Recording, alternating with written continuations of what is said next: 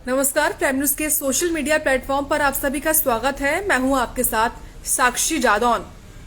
आज हम बात करेंगे एक ऐसे बाबा की जो कि आजकल काफी ज्यादा सुर्खियों में है और ये बाबा है करौली बाबा। दरअसल ये नैनीताल के कैंचीधाम वाले करौली बाबा नहीं बल्कि कानपुर के करौली सरकार है और इनको यूट्यूबर बाबा भी कहते हैं, जो कि काफी ज्यादा वायरल हो रहे हैं। दरअसल कानपुर के करौली सरकार वाले जो बाबा हैं वो ये दावा करते हैं कि वो अपने तंत्र मंत्र से या हवन पूजन करके, झाड़ फूक करके किसी भी समस्या को दूर कर सकते हैं और उनके इस आश्रम में, जो कि कानपुर में ही स्थित है, वहां पर दूर दराज से लोग पहुंचते हैं अपनी अपनी परेशानियों को लेकर।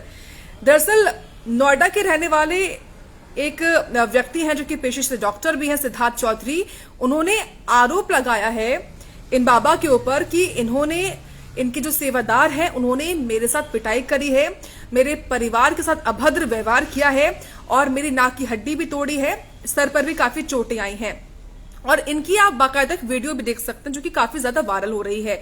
दरअसल सिद्धार्थ चौधरी ने ये कहा है कि जब वो 22 फरवरी को, यानी कि पिछले महीने इसी साल पहुंचते हैं कानपुर, बाबा के बारे में सुनकर अपनी परेशानियों को लेकर वहां पर जब जाते हैं, तो सबसे पहले जब सिद्धार्थ चौधरी अपनी पत्नी के साथ, अपने परिवार के साथ जब पहुंचे, तो वहां पर जो सेवेदार थे उन्होंने कहा कि पहले आपको अपनी पर्ची कटवानी पड़ेगी। तो उन्होंने जो भी प्रक्रिया है उसके हिसाब से एक पर्ची कटवाई जो कि 2600 रुपए की थी शुरुआत में सबसे पहले। उसके बाद शाम को 4 बजे बाबा के दरबार में उनको पेश होने के लिए कहा गया कि वो पेश हो। तो वहां पर करौली सरकार ने चमत्कार के उद्देश्य से माइक पर फूंक मारते हुए जो सिद्धार्थ चौधरी हैं उनके कान में कहा, ओम शिव बैलेंस। ये उनका मंत्र है, जो करौली बाबा है उनका ये मंत्र है, ओम शिव बैलेंस। सबसे पहले जो सिद्धार्थ चौधरी हैं जब वो पहुंचे पेशी के लिए बाबा के दरबार में, तो जो बाबा है उन्होंने माइक पर मंत्र फूंकते हुए कहा कि ओम शिव बैलेंस। तो सिद्धार्थ चौधरी ने बताया कि मैंने इस मंत्र को सुनने के बाद मुझ पर कोई असर क्योंकि हुआ नहीं, तो मैंने कहा बाबा कुछ नहीं हुआ, बाबा को बताइए ये बात। तो बाबा ने ये बात सुनने के बाद वापस सेम चीज बोली, कहा कि ओम शिव बैलेंस। तो तभी कोई चमत्कार नहीं हुआ।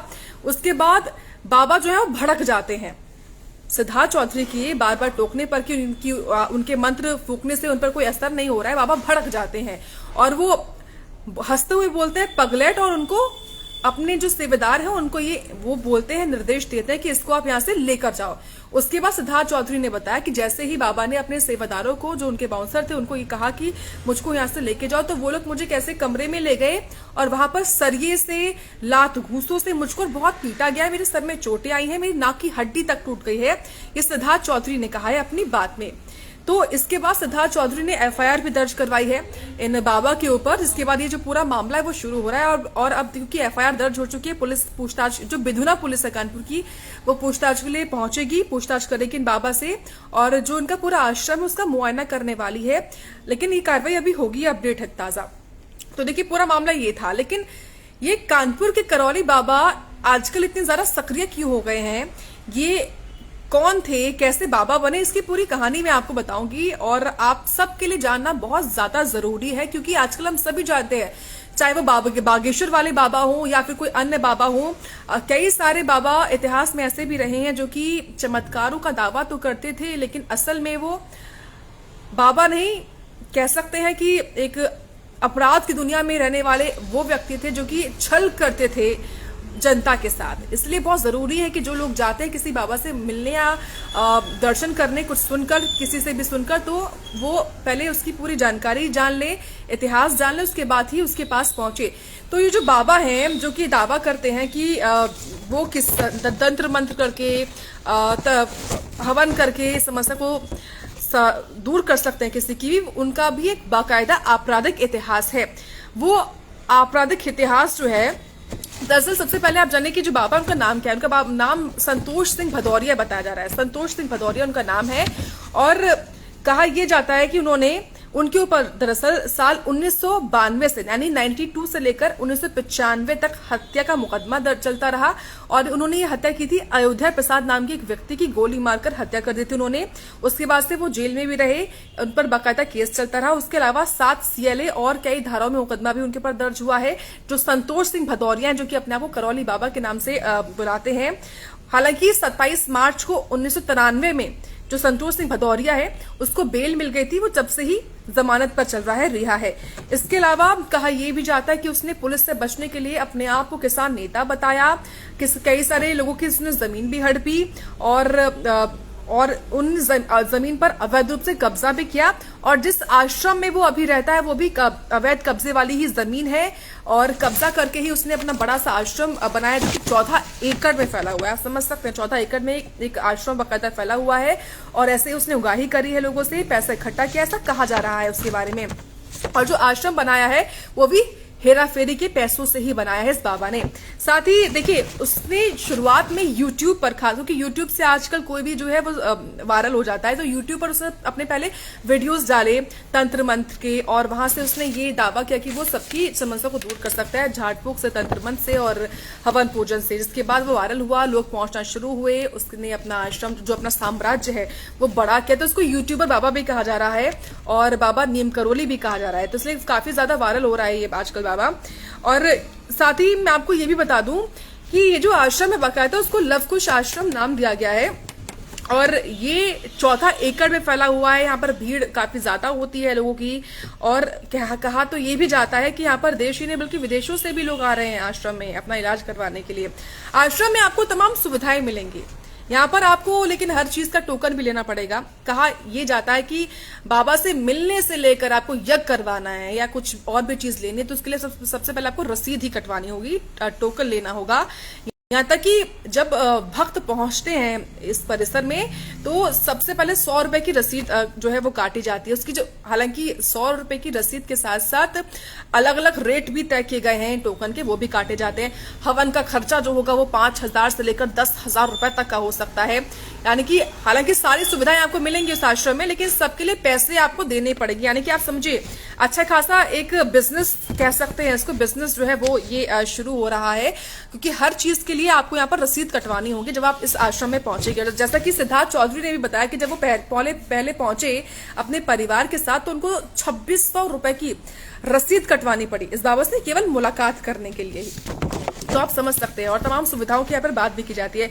इसके अलावा एक बात यह भी है कि जहां पर इसका ये आश्रम फैला हुआ है लवकुश आश्रम, वहां पर एटीएम की तो व्यवस्थाएं बहुत ज्यादा है। एटीएम हम जानते हैं कि बहुत कम होते हैं अगर देहाती क्षेत्र में देखें, लेकिन जहां पर ये आश्रम बना हुआ है वहां पर आपको एटीएम बहुत ज्यादा मिलेंगे और लाइनें लगी हुई हैं एटीएम की। जानकारी ये है कि कानपुर मुख्यालय से लगभग 20 किलोमीटर की दूरी पर बसे इस सुनसान गांव में बाबा के आश्रम में आपको एटीएम लाइन से देखने को मिल जाएंगे, क्योंकि 14 एकड़ में फैला हुआ है बाबा का आश्रम और यहाँ पर जो एटीएम है वो उनकी बहुत ज्यादा मौजूदगी है और भीड़ काफी ज्यादा होती है उस पर। साथ ही क्योंकि वो ये दावा करता है कि वो किसी भी साध्य रोग को या फिर असाध्य रोग को अपने मंत्र पढ़ने से, जैसे उसने बोला कि ओम शिव बैलेंस, कैसा भी मंत्र पढ़ने से वो उसको तुरंत हटा सकता है, तुरंत भगा सकता है, उस साध्य रोग को वो हटा सकता है किसी व्यक्ति के अंदर से, तो ये दावा करता है वो। लेकिन सिद्धार्थ चौधरी जो उन पर आरोप लगा रहे हैं ये अपने आप में अलग केस चल रहा है, जिसको लेकर जो संतोष सिंह भदौरिया है जो कि बाबा है वो ये कहता है कि ये जो चीज है वो दवा माफिया जो है वो करा रहे हैं, या फिर जो सनातन के विरोधी हैं या जो दवा माफिया है वो ये काम कर रहे हैं। उनके पास जो आरोप लग रहे हैं संतोष सिंह भदौरिया के ऊपर, वो अपने आरोपों को लेकर यही बात कहते हैं, ये काम जो है दवा माफिया करवा रहे हैं, क्योंकि उनकी जो दुकान है वो बंद हो चुकी है मेरे इस तंत्र मंत्र से जो मैं दावा करता हूं उससे, ये उन्होंने कहा है। साथ ही मैं आपको ये भी जानकारी दे दूं इस लाइव के माध्यम से कि जो करौली धाम है, शुरुआत में ये कहा गया कि जो करौली धाम था थोड़ी सी जमीन जो है इस संतोष सिंह भदौरिया ने खरीदी, उसके बाद उसने वहां पर शनि भगवान का मंदिर बनवाया, उसके बाद उसने थोड़ी और जमीन खरीदी और धीरे धीरे करके उसने अपना पूरा आश्रम जो है वो तैयार कर लिया और वहां पर वो आयुर्वेद डॉक्टर बनकर इलाज कर रहा था। लेकिन धीरे धीरे वह तंत्र मंत्र करके लोगों की जो समस्याएं हैं उनको भी दूर करता था। जैसे कि हम सभी जानते हैं कि भारत में खास तौर से उत्तर प्रदेश में, बिहार में, कुछ हिस्सों में उत्तर प्रदेश के ऐसे जो तंत्र मंत्र वाले बाबा हैं वो काफी ज्यादा लोगों को अपने जाल में फंसा लेते हैं और हमारे सामने कई सारे एग्जाम्पल्स भी है ऐसे।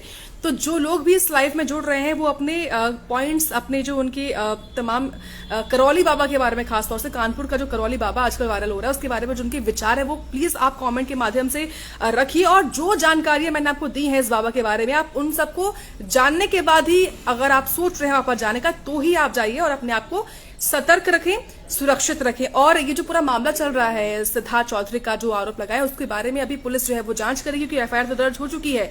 इसलिए पुलिस पहुंचेगी, मुआयना करेगी, उसके बाद ही जो पूरा ये केस है वो आगे बढ़ेगा। तो जो भी अपडेट होगी इस पूरे मामले में वो मैं आपको दूंगी लाइव के माध्यम से। फिलहाल इस लाइव में इतना ही। आप तमाम जानकारी और अनेक खबरों के लिए जुड़े रहिए प्राइम न्यूज के साथ। नमस्कार।